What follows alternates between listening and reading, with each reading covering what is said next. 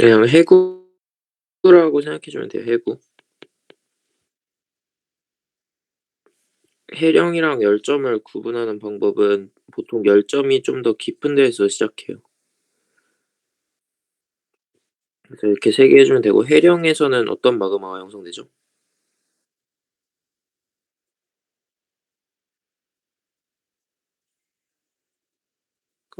어떤 방식으로 생기죠?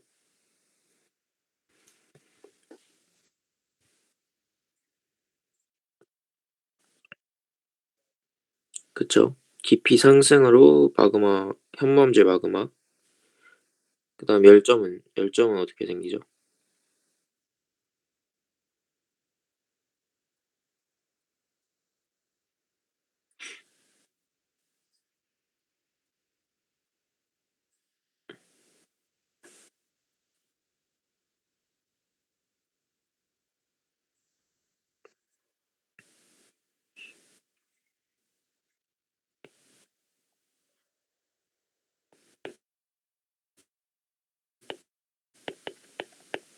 열점도 해령이랑 똑같다고 생각해 주면 돼요.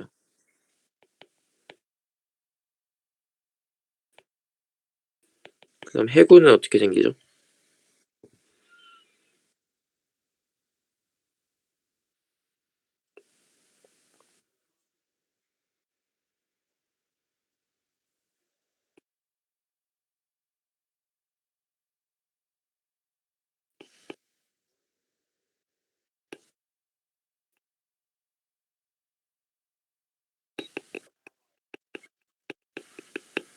그쵸. 멘틀이나 현무암. 그다음에 어떤 일이 일어나죠?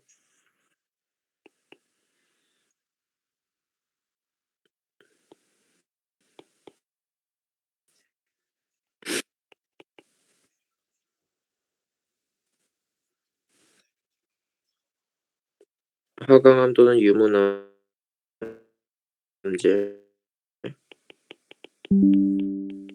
그래서 이게 섞여서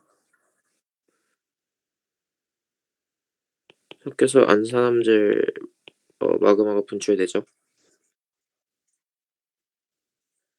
그래서 이거 바탕으로 써 주면 1 번은 이제 해령 온도 상승이니까 이 그래프에서는 A에서 C고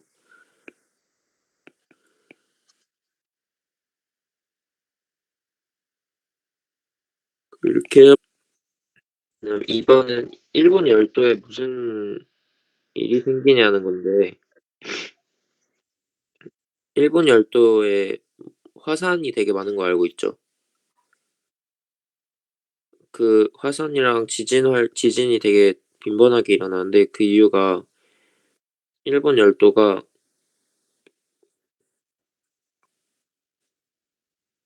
이 태평양판이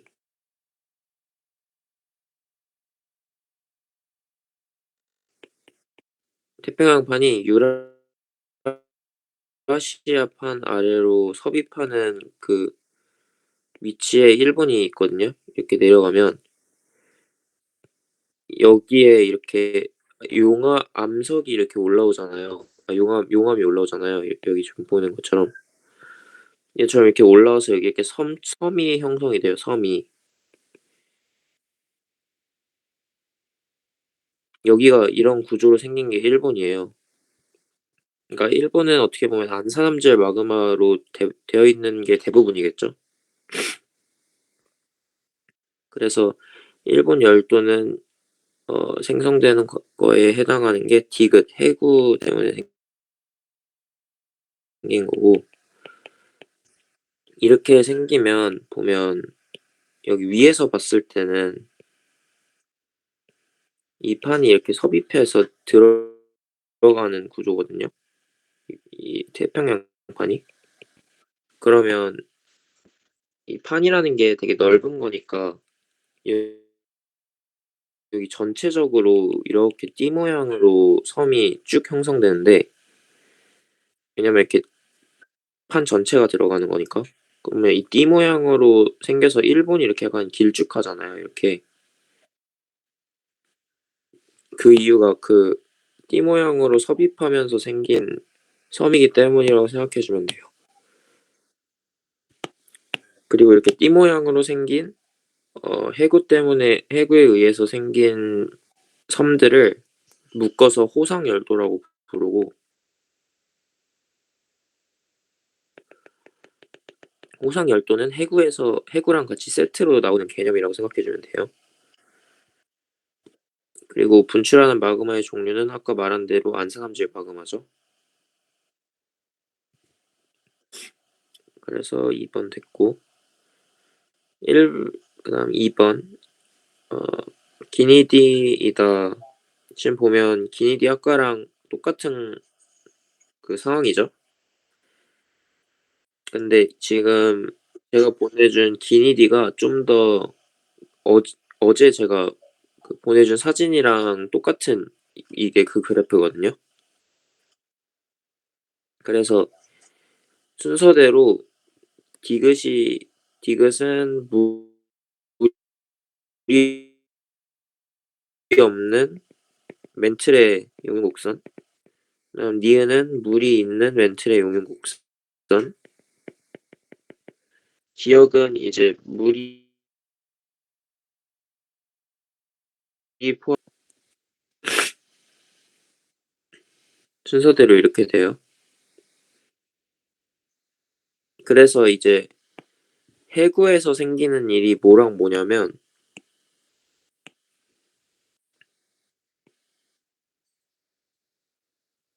이렇게 비과정처럼 이렇게 올라가는 게 해구가 아니라 이 과정이 바로 해령과 열점에서 일어나는 과정이 딱 이런 방식인 거고, 깊이 증가에 의해서 마그마가 생기는 게 이 상황이고, 그리고 지금 보면 이 디귿 그래프가 있는데 물이 포함되면서 이렇게 되면은 녹게 되겠죠. 그래서 이 그래프가 바뀌는 게 생기는 게 바로 해구에서 현무암질 마그마가 생길 때 이렇게 바뀌는 거고, 그리고 여기 해구에서 현무암질 마그마가 생겨서 올라가 가지고 대륙 지각의 하부를 만났을 때 그게 온도 상승이 일어나는 반응이 이거예요.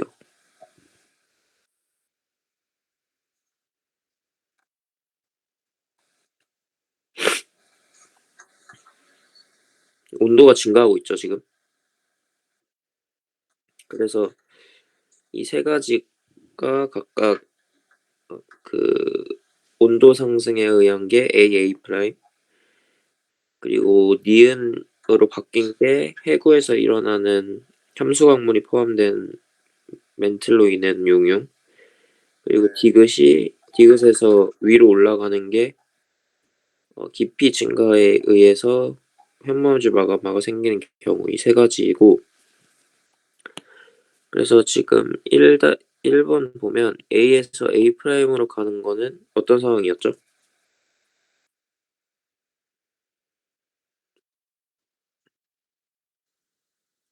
A에서 유문암질 마그마가 생긴다. 이렇게.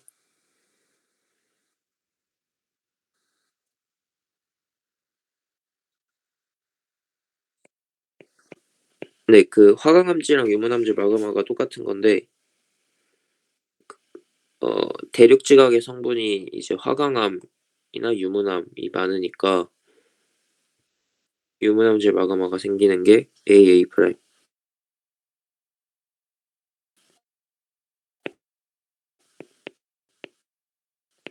그다음에 B 프라임은 어떤 상황이죠?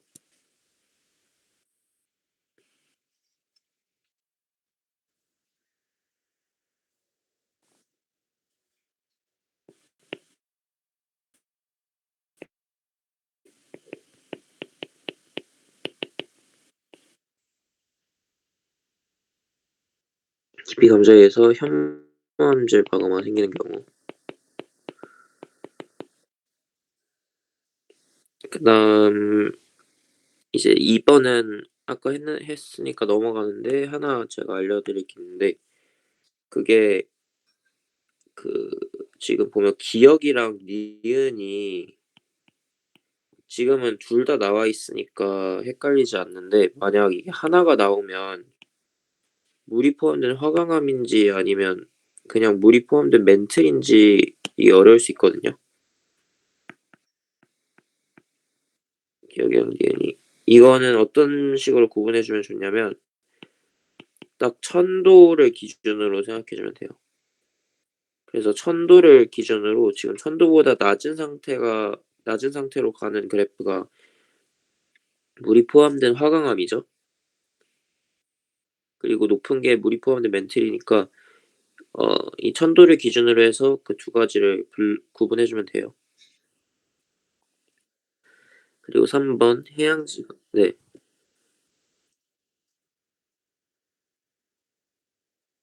네.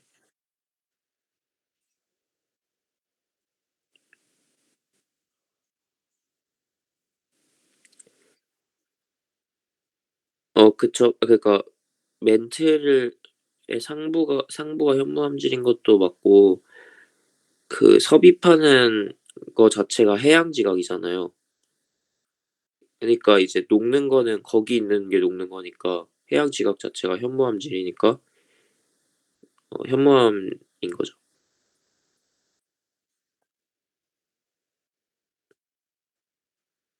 네.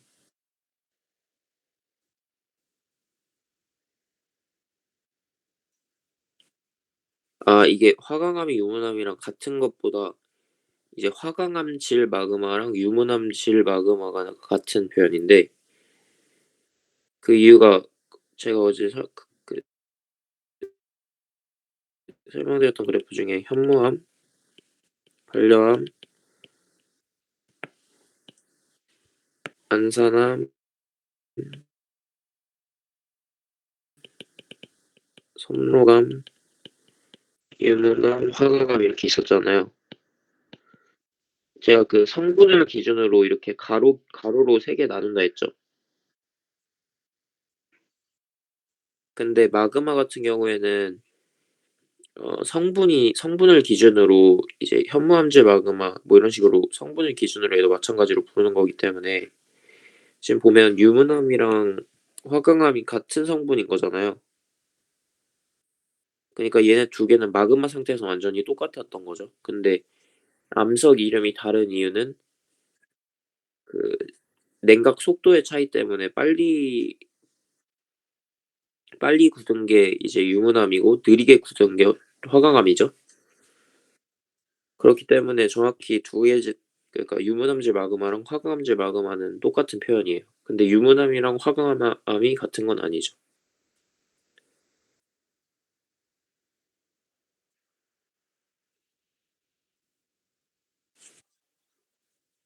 그쵸. 성분이 같으면 마그마 상태에서는 똑같은 거니까 그냥 녹아 있는 상태니까. 그래서 이거는 뭐라고 표현해 줘도 맞는 표현이에요. 그 온도 증가로 인해서 유문암질 마그마가 생겼다고 해 줘도 되고 화강암질 마그마가 생겼다고 해 줘도 돼요.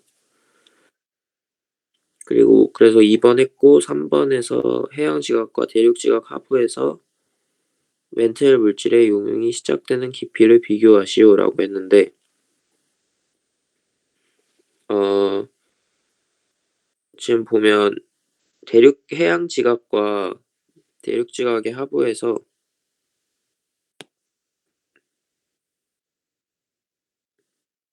이걸 지워 볼게요.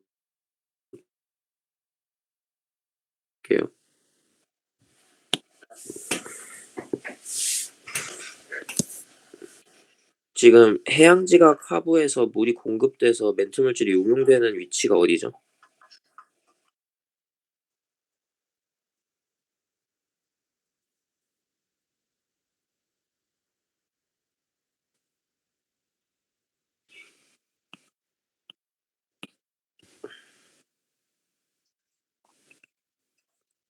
이제 기니디 곡선 중에 하나로 얘기하자면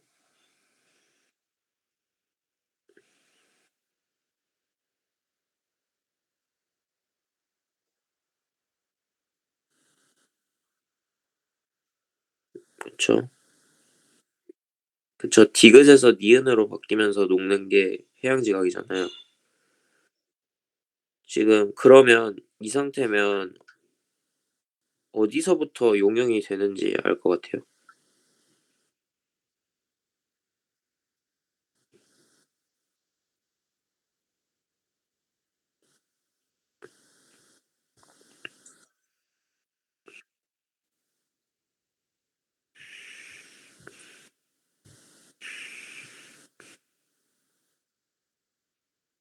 어디서부터 딱 용융이 되는 거냐면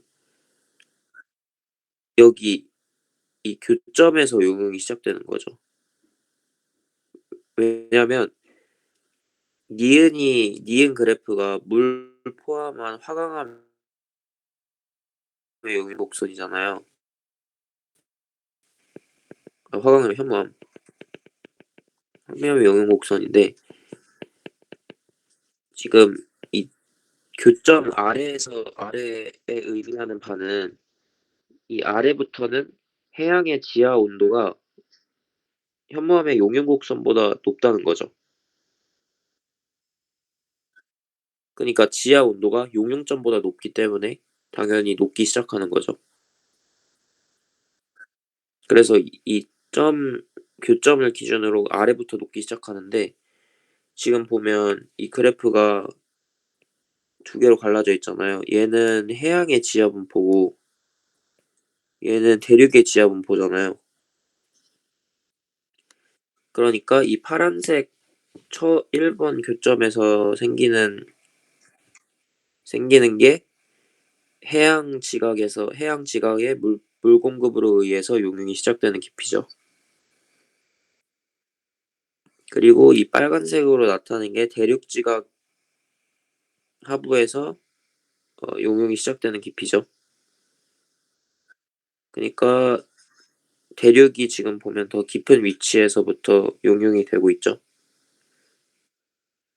그래서 대륙이 더 깊게 나타난다가 맞는 거고.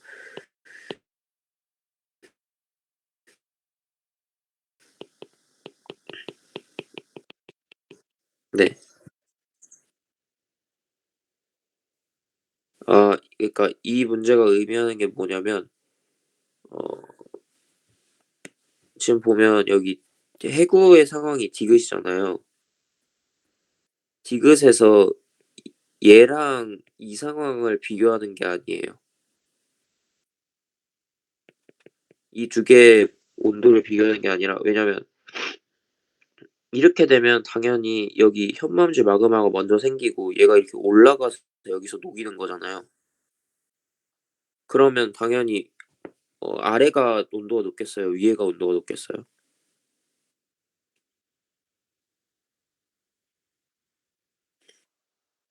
그쵸. 아래가 높을 수밖에 없는 게 아래에서 막 생긴 마그마가 당연히 위로 이렇게 올라가면서 식은 애보다는 온도가 높을 거 아니에요. 그래서 이 두 개를 비교하는 게 아니라 뭘 비교하는 거냐면 한 경우는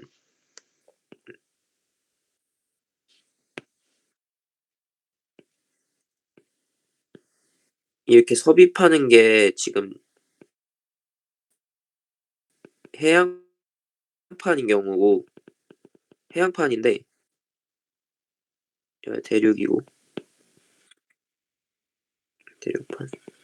한 경우는 해양판에 의해서 물이 포함돼서 이 대륙 지각이 이렇게 녹을 수 있죠. 하나는 해양 지각이 녹을 수 있죠.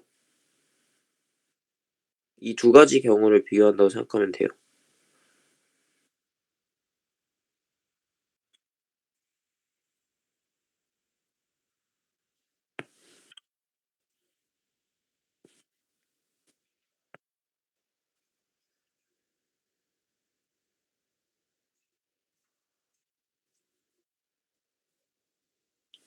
그렇죠.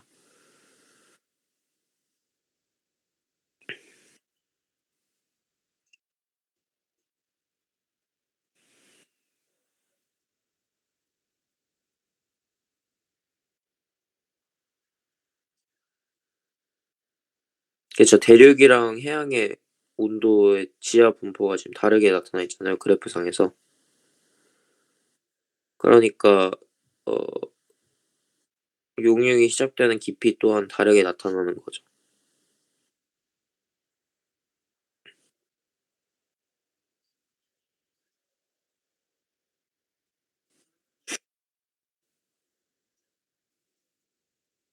네. 섭입할 때 나타내는 거예요. 근데 이제 섭입할 때보다도 일반적으로 이렇게 나타나는데 섭입대가 있는 경우인 거죠, 이 경우에. 그리고 이 지하 온도 분포 곡선까지는 안 외워줘도 되고 그냥 이런 건 무조건 문제에서 나오니까 문제에 따라서 이게 지금은 해양이 더 지하 온도 분포가 높게 나타나 있지만 뭐 지구에서는 되게 다양한 지형들이 있으니까 또 다른 데 지형을 보면은 이렇지 않을 수도 있거든요. 그러니까 이거는 문제 보고 해석을 해 줘야 돼요, 그래프를.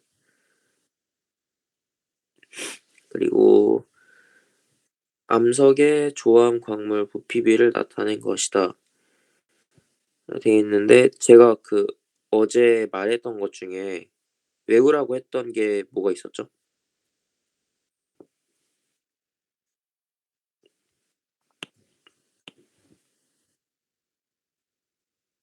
외우라고 했던 게 감람석이랑 석영 이렇게 있었거든요.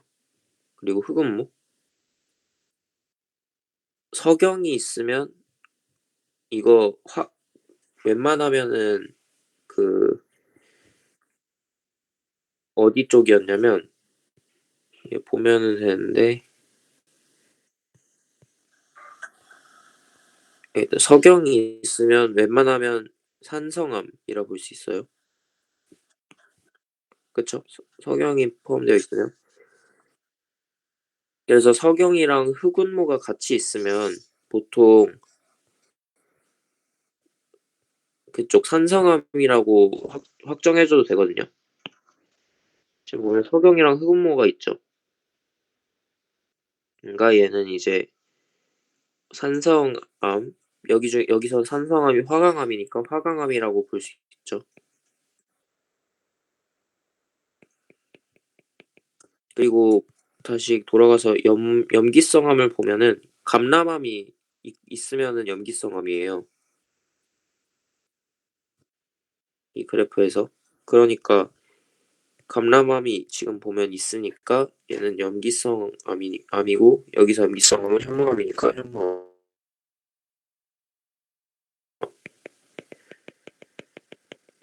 그래서 간은 현무암 아니고 유색 광물은 뭐가 더 많냐 물어봤는데 제가 외우라고 했던 유색 광물 기억나요?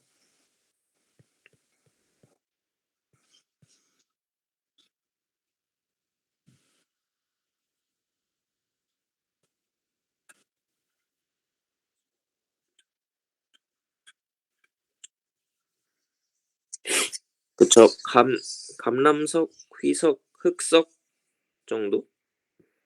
각섬석이랑 그렇게 외워주면 돼서 여기서 보면 회석 감람석이면 이거고 여기서 흑음모 각섬석이면 이거니까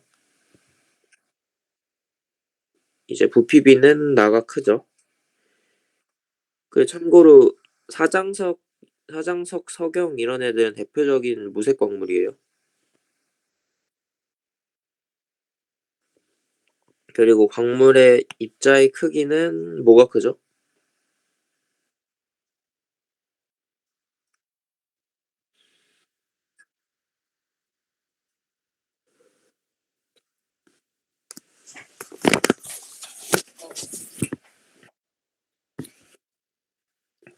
입자 크기의 결정에 영향을 주는 거는 냉각 속도니까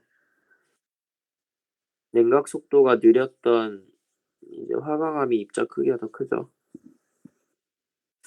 그래서 3 번은 답이 가보다 나가 크다라고 돼 있으니까 D가 틀렸네요. 그럼 2 번. 그리고 4 번.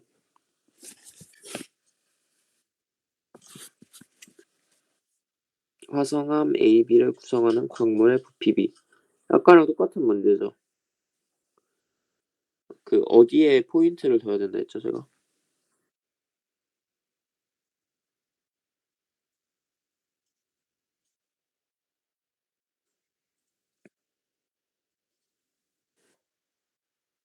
석영이랑 흑음모가 있으면 웬만하면 산성암이고 그리고 감람석을 봐야 되는데 A에 왜 감람석이 없지? 지금 보면 이거 두 개가 약간 성분이 다르죠.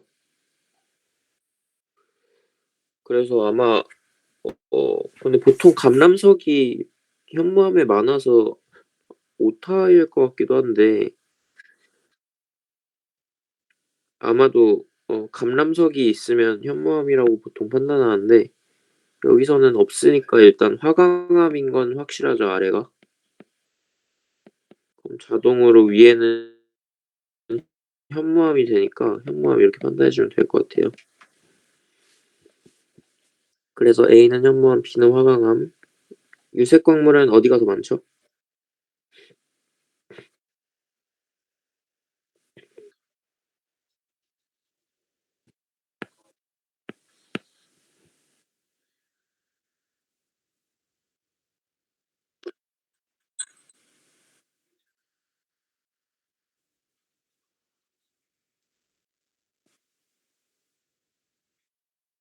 그쵸. 그렇게 해도 되고 당연히 현무암이 더 유색 광물이 많겠죠. 그래서 A가 그쵸. 색이 어두운 거죠. 그리고 디귿은 구성 광물의 입자 크기는 A가 작죠. 그래서 3 번. 그다음 5 번을 보면 마그마 A, B, C고 안산함질, 유문함질, 현무암질이다라고 되어 있는데 어 그 세 가지를 분류하는 기준이 뭐라 했었죠?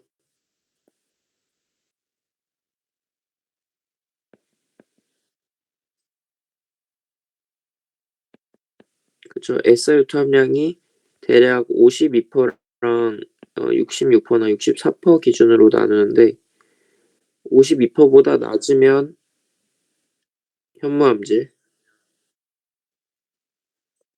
66% 보다 높으면 안산암질, 사이가 유문암질이죠.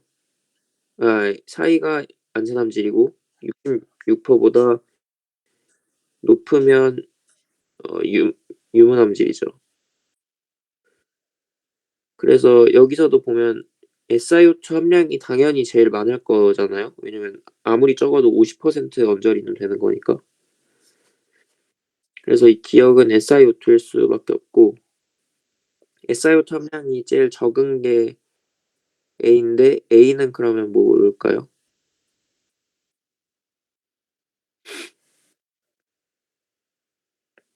그다음 C는 뭘까요?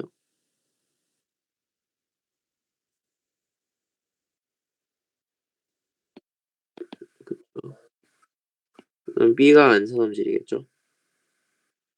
그래서 B는 안산암질은 아니고 마그마에서 Fe랑 MgO가 차지하는 질량비라고 했는데 지금 이게 뭐를 의미하는 거냐면 FeO나 MgO가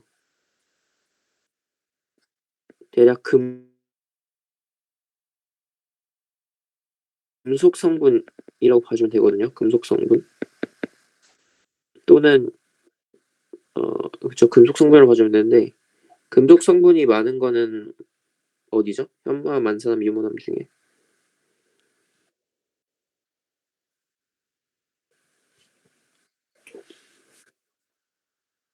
그쵸. 그래서 밀도도 높고 색도 어두운 거였죠. 그래서 디귿은 A가 맞고 A가 높은 게 맞죠.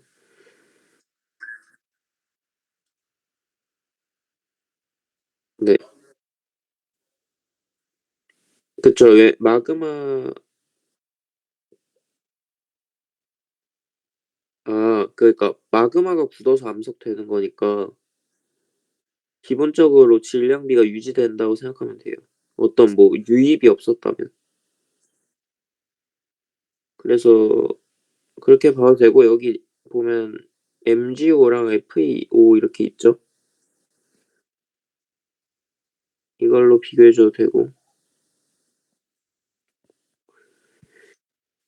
그다음 6 네.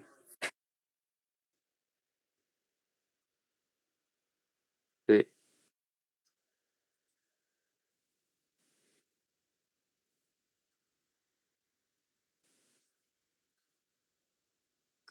아 어 독립형 그러니까 보통 그거 왜 배웠어요? 독립형이랑 다 5개? 순서대로 감람석, 희석, 각삼석, 흑운모, 석영이잖아요. 그 독립형 그다음에 한 줄일 때랑 이제 두 줄일 때 이런 거 순서대로 했을 때 근데 감람석은 어 그러니까 그 두 가지를 연결시키는 건 아니긴 해요 원래는.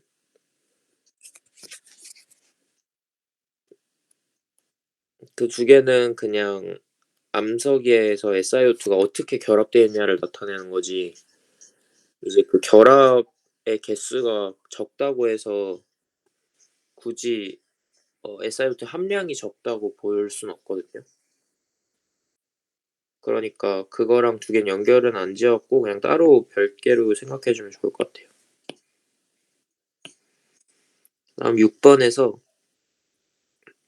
음 안산함이랑 반려함을 구분하는 기준을 3 가지 이상 쓰시오라고 했는데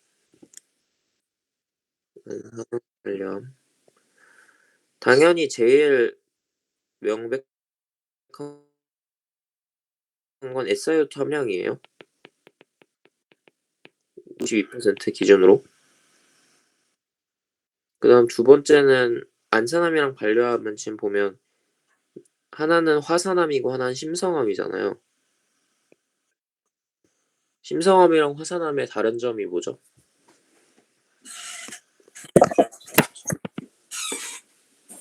그쵸. 냉각 속도가 어 어디가 더 느린 거죠?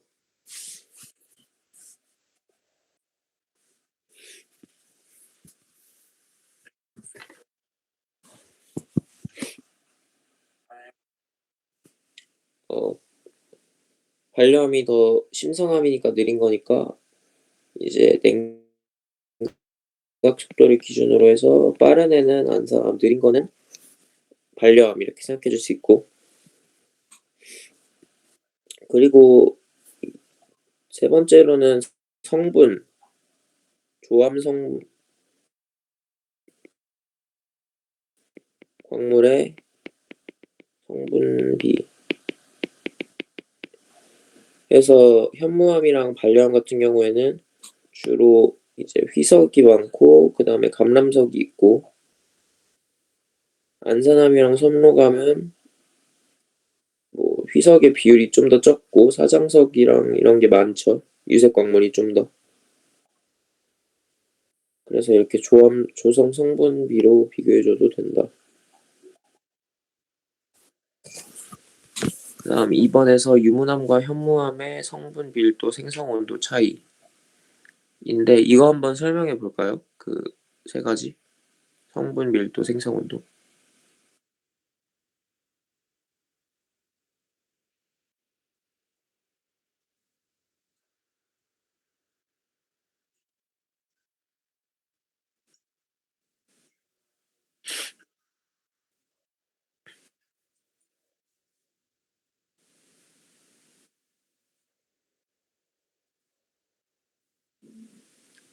현무암은 생성 온도가 낮죠. 그리고 밀도는 높고 성분은 52% 아래.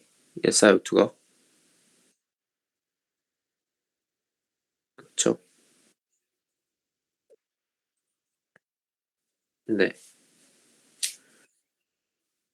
생성 온도는 낮은 이유는 화산암이라서 분출되는 거니까.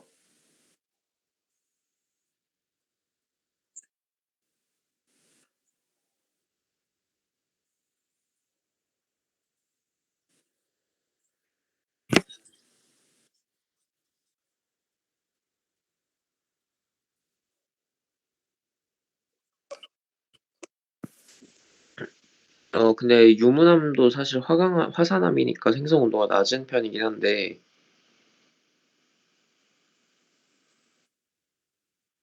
근데 이 현무암이랑 유문암 중에 뭐가 더 낮을까요? 생성 온도가.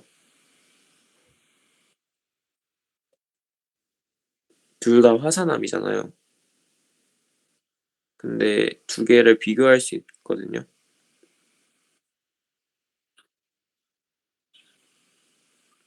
뭐가 더 온도가 낮냐면 마그마 상태에서 온도는 유문암이 더 낮아요.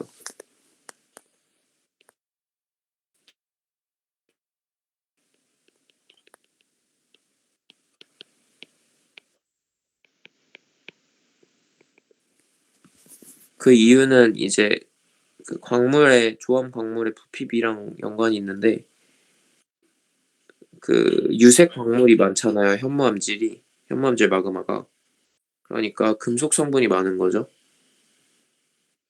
근데 금속 성분은 보통 용융점이 높잖아요. 그렇기 때문에 이 마그마 상태일 때 온도 또한 현무암질이 더 높은 거죠.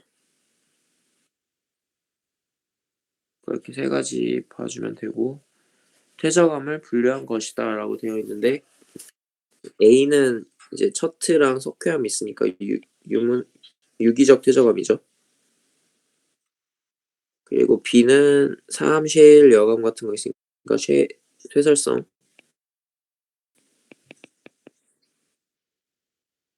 여기에서 제가 조금 봐달라는 게 뭐가 있었죠? 쇠설성 중에서는 사암이 2에서 16분의 1mm 그리고 석회암. 석회암의 구성 성분이 뭐죠?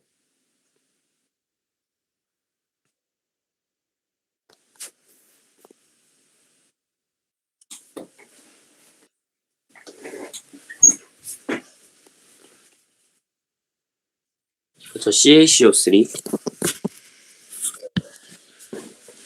그리고 석회암은 화학적 퇴적암이랑 유기적 퇴적암에 둘 다 등장한다는 게 특이한 거고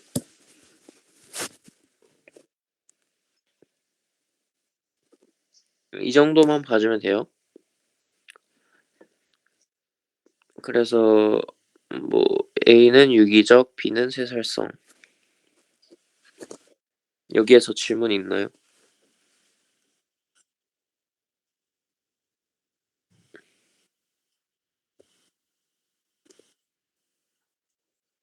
네.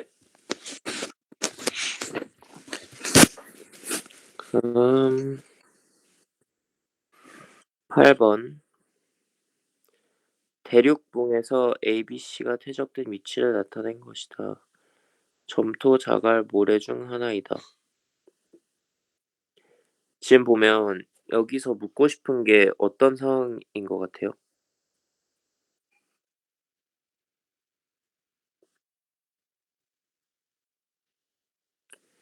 그것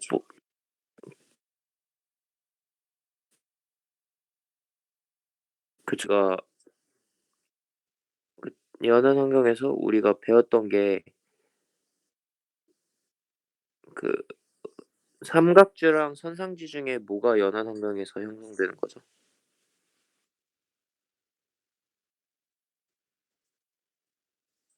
선상지 중에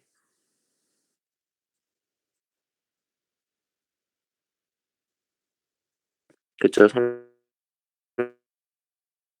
삼각지. 그래서 삼각지 같은 경우랑 비슷한 환경이니까 얘도 마찬가지로 무거운 게 이렇게 쭉 떨어지다가 무거운 거는 멀리 못 가고 여기 앞에서 툭툭툭 떨어지고 가벼운 애들일수록 이렇게 멀리 가는 거죠.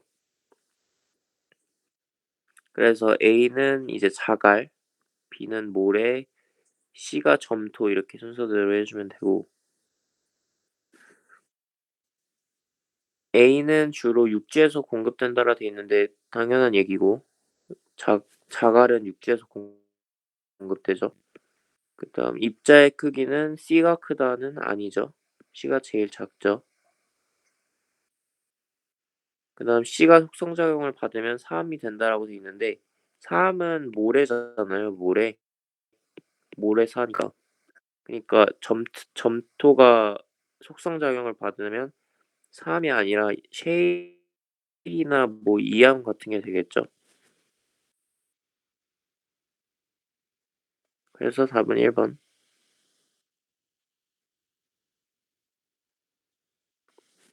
그다음 사암, 석회암, 음해암 세 가지 구분해. 네. 아, 사암이 되는 게 아니라 이 점토가 속성작용을 받으면 셰일이나 이암. 지금 C가 점토잖아요. 그러니까 C 위치에는 보통 주로 셰일이나 이암 많이 분포한다고 생각해 주면 되는 거죠. 그러면 모래가 굳어야 사암이 되는 거죠. 그러니까 B에는 사암이 많은 거고 A는 자갈이니까 자갈이 속성작용 받으면 여감이 되죠. 그래서 이제 순서대로 여감, 사암, 셰일 이 순서로 위치한다 이렇게 해 줘도 돼요. 그리고 9 번은 아까 한 거랑 비슷한 건데 석영 제가 그 잘 봐두라 했었잖아요. 석영이 많은 게 이 중에 뭐죠?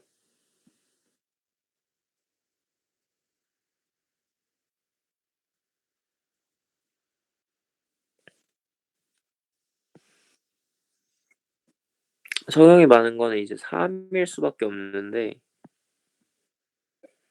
그 이유가 뭐냐면 어 삼은 주로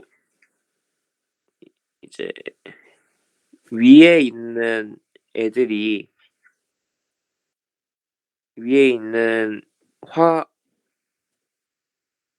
화강암들 화강암이랑 화성암이라고 하죠. 화강암이랑 그러니까 심성암이랑 위에서 굳는 화산암을 합쳐서 화성암이라고 하거든요.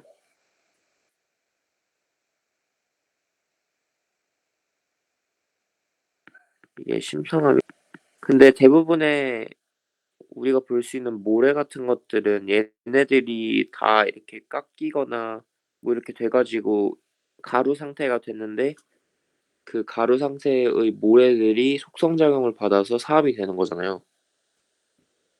그러니까 얘네들은 기본적으로 화학적이 아니라 화산에서 생기는 그 용암에 의해서 생기는 화산암이나 심성암의 조성 성분이랑 비슷하게 따라갈 수밖에 없거든요. 그래서 석영이 주로 용암 중에서 어디에 많았죠? 그 화 산성암, 염기성암 저 유문암질에 많았죠. 그니까 이제 그런 것들이 갈려 가지고 부서져서 잘게 풍화 침식을 받아서 그다음에 걔네들이 굳어서 형성된 게 사암이기 때문에 사암에서 석영이 제일 많은 거죠. 그래서 주로 석영으로 이루어져 있다가 맞는 표현이에요. 그리고 네.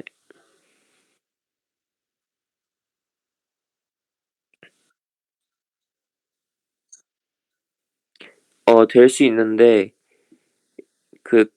결과적으로 부서지고 막 그렇게 되면서 다 섞이게 될 거 아니에요. 그러니까 어떤 하나의 암석에 성분을 갖는다고 보긴 어렵고 그냥 모든 게 다 섞여 있다고 보면 되고 근데 여기에서는 보면 비교 대상이 석회암이랑 음해암이잖아요. 근데 확실한 건 얘네들은 석영이 별로 없다는 건 알 수 있는 이유는 석회암은 아예 뭘로 되어 있는 애죠? 그쵸. 탄산으로 이루어져 있는 애고 음해암은 화산재잖아요. 화산재니까 얘네들은 석영으로 이루어져 있진 거의 없죠, 석영이 포함된 비율이. 그래서 3 일 수밖에 없고 A 자리는. 다음 묽은 염산과 반응하는 애는 석회암이고 C는 음해암. 그래서 A는 사암이다는 맞는 거고 석회암은 쇠설성이 아니라 어디에 포함돼 있죠? 두 개 다 있어요. 유기적이랑 화학적.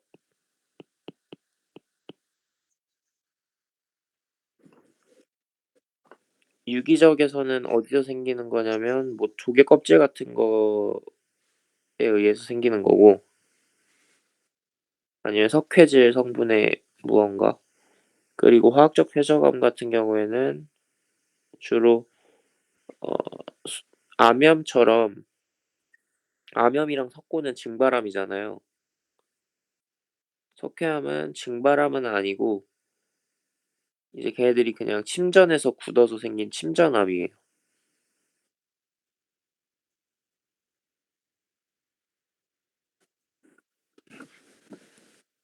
그래서 얘는 세살성 빼고 두 개, 나머지 두 개 다 들어가 있다고 생각해 주면 되고, C는 화산재가 퇴적되어 생성된 암석, 맞는 표현이죠. 그래서 답은 3번.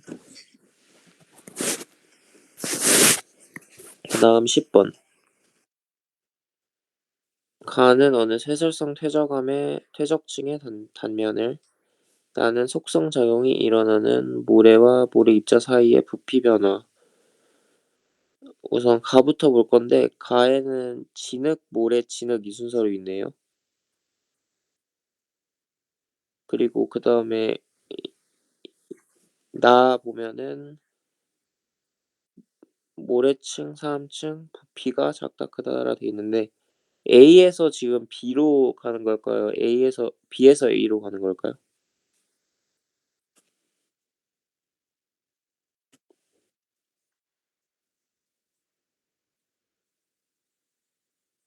속성작용이 일어나면. 그쵸. 왜냐면 공극이 작아지는 거니까 점점. 그래서 A에서 B 순서고, 가의 모래층에서 속성작용이 일어나는 동안 밀도 단위 부피당 모래 입자 개수의 변화를 서술하시오라고 되어 있는데,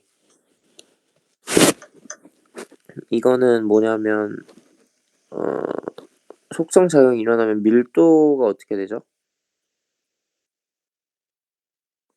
밀도는 증가하고, 그다음에 모래 입자 개수는 어떻게 되죠?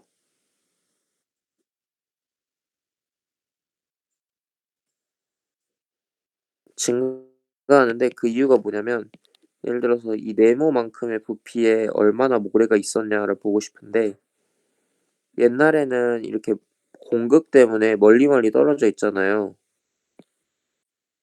그래서 이렇게 들어가 있었는데, 속성작용을 받으면 이 공극이 감소하죠. 그러니까 이렇게 단위 부피당 훨씬 많은 모래 입자들이 들어갈 수 있는 거예요.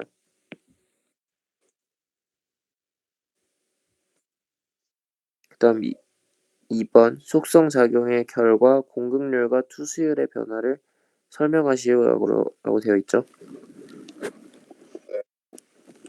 공극률은 어떻게 될까요? 공극률은 감소하고, 투수율이 뭔지 알아요? 투수율이 뭐냐면 유체가 통과할 유체가 암석을 통과하는 정도를 나타내는 건데, 지금 여기서 보면 이 공극이 이렇게 넓으면 물 같은 애들이 이렇게 그냥 들어가서 이렇게 나올 수 있잖아요. 이런 식으로. 근데 공극이 작아지면 이게 어렵겠죠. 이렇게 들어와도 막 이런 데로밖에 못 나가니까 투수율이 작은 거죠. 공극이 작을수록. 그래서 공극률은 공극률이 감소하고 투수율도 감소해요.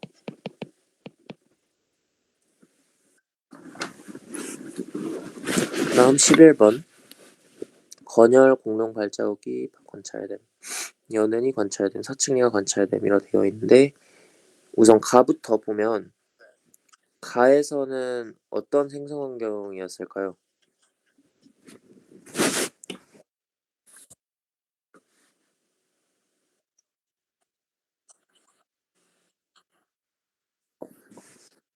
건조한 지형이고 공룡 발자국이 발견됐으니까 육상 환경이라고 생각할 수 있겠죠. 그래서 건조한 지형이고 육상 환경이다. 대충 어떤 상황으로 생각해 줄 수 있냐면 호수 같은 게 있었는데 호수가 이제 마르면서 이런 지형이 생겼다고 생각해 줄 수 있어요. 그리고 연흔이 관찰됐다는 거는 얕은 물이 있었다는 거죠. 그다음 사층리가 관찰되려면 어떤 구조여야 되죠?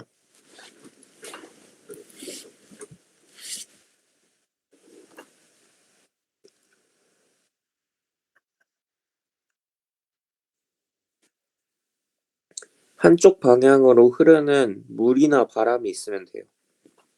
일정한 방향으로 흐르는. 그래서 사층리는 얘도 마찬가지로 뭐 물이나 바람이 일정한 방향으로 계속 부는 곳이었다.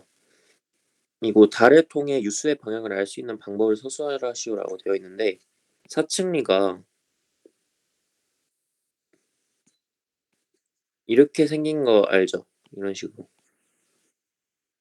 이렇게 되면 왼쪽에서 오른쪽으로 바람이 분 거예요? 아니면 오른쪽에서 왼쪽으로 바람이 분 거예요?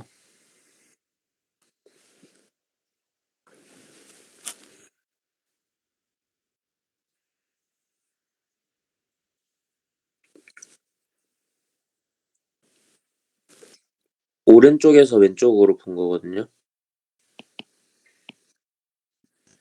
이쪽으로 바람이 불어서 생성된 구조고 왜냐면 그래야 이렇게 차곡차곡 이렇게 쌓이니까.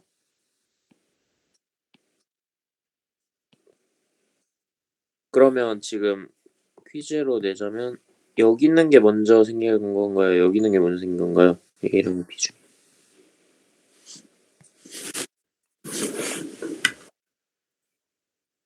그쵸. A가 먼저 생긴 거죠. 그래서 사층리 같은 경우에 제가 그림이 지금 정확히는 안 보여서 모르겠는데 아무튼 이렇게 생겼으니까 이걸 통해서 유수의 방향이 어디서 어디 쪽으로 갔는지 파악할 수 있겠죠? 그래서 그걸로 사층리 유수 방향 파악. 네. 네, 그냥 어 뭐 바람이나 물의 방향 이런 느낌?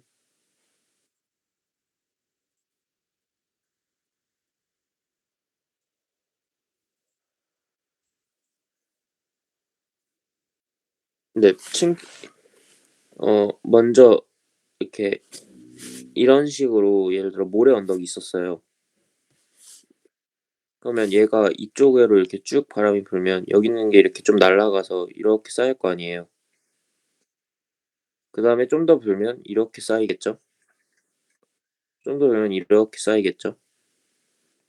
이렇게 쌓이겠죠? 이렇게 쌓여서 생긴 게 이거. 그래서 유수의 방향을 알 수 있어요. 여기 질문 있나요? 3 페이지. 그다음 12번 석호에서 퇴적음이 만들어지는 과정. 어 석호가 우선 뭔지 알아요? 석호?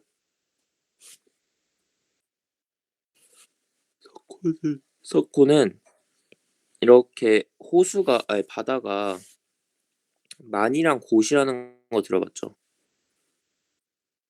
이게 바다가 평평하지 않고 이렇게 울퉁불퉁하잖아요. 근데 그중에서 이렇게 들어간 곳을 곧이라고 하는데 이 곳에서 뭐 어떤 식으로 그러니까 이렇게 뭐 물이 생기면서 파도에 의해서 이런 데 이제 퇴적이 되는 거예요 이렇게. 그런데 이렇게 퇴적이 되다가 극단적으로 퇴적이 되면 이렇게 막힐 수 있거든요. 그러면 이렇게 바다랑 독립되게 이렇게 호수가 생겨요. 이렇게. 그러면 이제 여기를 석호라고 하는 거거든요. 근데 이제 석호의 특징은 이제 바닷물이었으니까 아무래도 짜겠죠. 그래서 여기 보면 석호에서 암염이 생기잖아요. 그 이유가 이제 짜기 때문에 소금들이 가라앉아서 암염이 어 많이 분포하게 돼요. 보면 A층에서 염리가 나타난다라고 했는데 A층은 지금 보면 점점 염리는 변성이 일어날 때 나타나는 거잖아요. 특히 광역 변성. 지금 이 정도 그냥 물 아래에 있는 정도로는 절대 광역 변성 정도의 압력이랑 온도를 맞춰 주지 못해요. 그러니까 절대로 염리는 안 나타나죠. 그냥 B층의 퇴적물 사이의 공극의 크기는 가나다 순서이다라 돼 있는데 맞을 것 같아요, 틀릴 것 같아요? 그쵸. 왜냐면 점점 B의 부피가 줄어들고 있잖아요. 이렇게 작아지고 있잖아요. 그니까 공극이 줄어들어서 이렇게 된 거죠. 그리고 이 과정을 통해 화학적 퇴적암이 생성되었다라고 했는데 그 화학적 퇴적암이 뭐죠?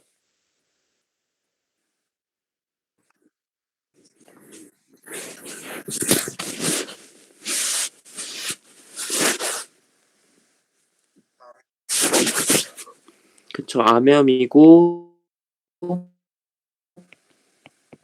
암염은 증발해서 생긴 증발암.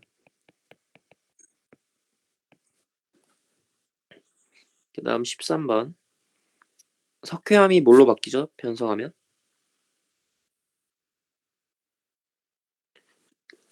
석대 이렇게 외우면 되고 특징 같은 경우에 지금 보면 석회암, 사암에서 규암으로 바뀌는 건데 얘네 두 개는 어떤 특징이죠? 예를 들어 석회암이랑 사암이 대리암이랑 규암이 각각 될 때 그 접촉 변성이 일어났다고 생각하면 접촉 변성이 일어나면 얘네들은 어떤 특징을 갖죠?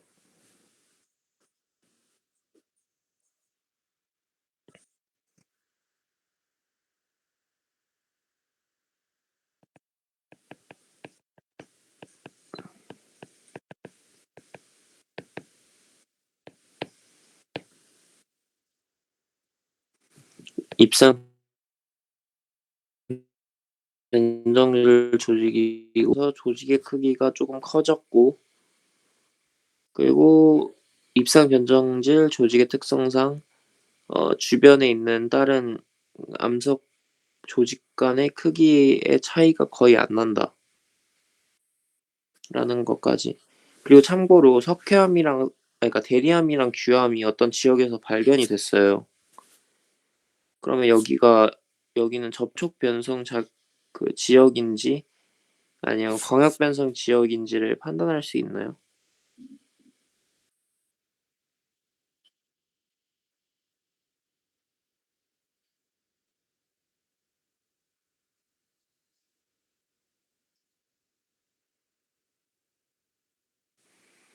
그쵸. 근데 이 암석만으로는 판단이 안 되죠. 왜냐하면 접촉 변성이나 광역 변성 시 모두 다 석회암이랑 사암이 각각 대리암이랑 규암으로 바뀌는 거니까 경우 둘 다.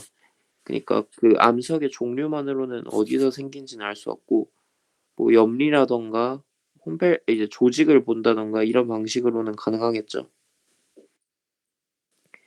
그래서 A는 대리암이고 입상 변정질 조직은 기역에 해당한다. 맞겠죠? 그다음 입자의 크기는 홈펠스보다 편마함이 크다라 돼 있는데 이거 맞을까요? 틀릴까요?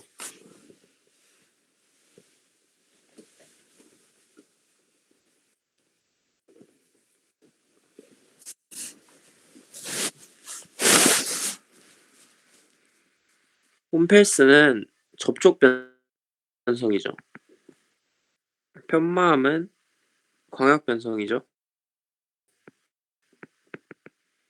접촉 변성에 비해 광역 변성이 좀 더 조직이 만들어질 시간이 충분하잖아요. 그러니까 얘는 이제 홈펠스보다 편마음이 훨씬 크겠죠. 그래서 5번. 네.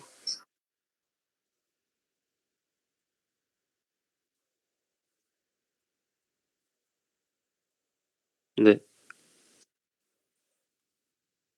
어 이유라고 하면 석회암이랑 사암 자체가 만들어지는 게 그 걔네잖아요. 그래서 모래라던가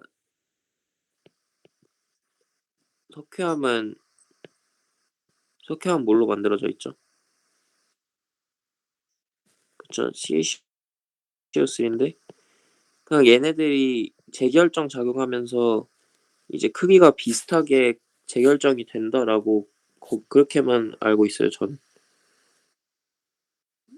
그 막 깊이까지는 안 들어가도 되고 그냥 얘네들의 구성이 뭘로 되어 있는지만 알고 그리고 왜까지는 몰라도 될 것 같아요. 그리고 14번에 변성 영역 ABC를 나타낸 것이다라고 되어 있는데 A는 어떤 변성이죠?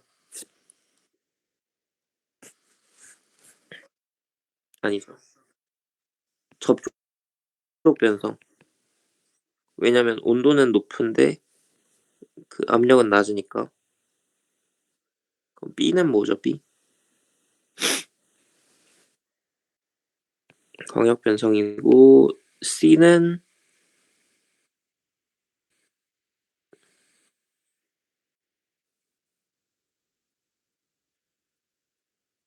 압력이 높은데 온도는 낮은.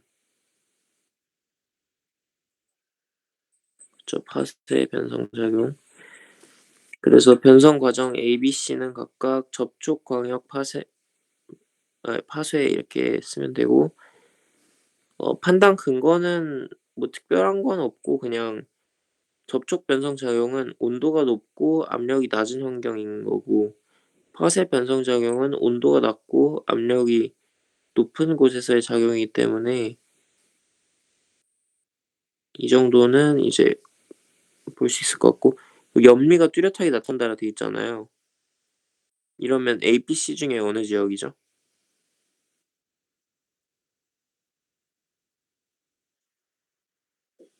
그 그쵸. 광역 변성이니까 B. 왜 광역 변 네. 광역 변성에서만 염리가 나타나요.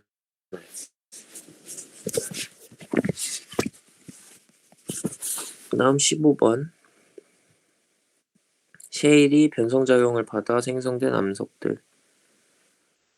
표는 암석 기니의 박편.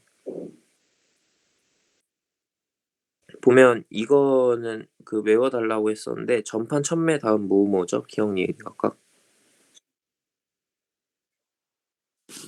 저 편마. 왜 이렇게 깊어질수록 점점 더 그 변성이 많이 된 구조가 나오는지 알 것 같아요.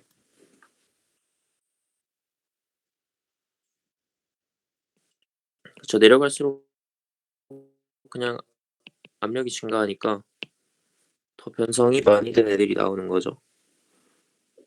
그래서 기역 니은은 각각 편암, 편마암이고 조직은 편암 같은 경우에는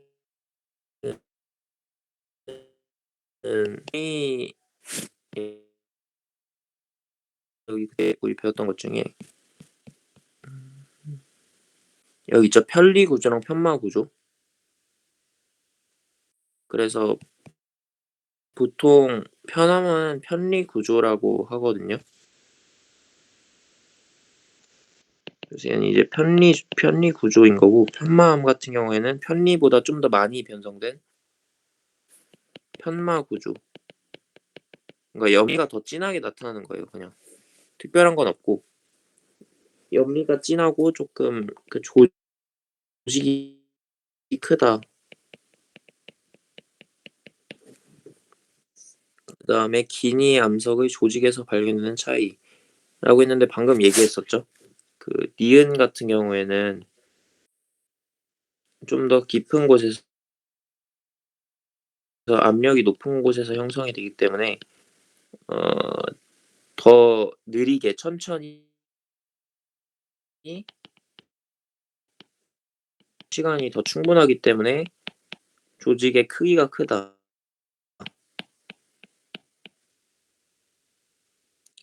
좀 더 치밀하다 이런 식으로 생각해 주면 돼요.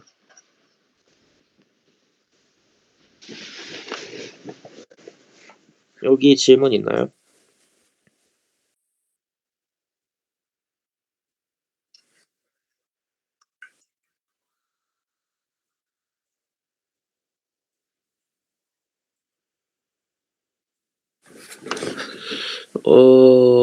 네, 그런 거는 딱히 없을 것 같아요. 네, 그냥 크기만 지금 보면 편마 구조는 이렇게 뭔가 덩어리진 거 좀 더 큰 거 있잖아요, 이렇게. 그런 거 보면 비교할 수 있는 것 같고 네, 그 정도면 될 것 같아요. 예, 오늘 한 것 중에 질문 없죠? 네. 수고하셨습니다. 혹시 취업을 이번 이게 끝인 건가요? 아니면 나중에 좀 더 할 수도 있는 거세요?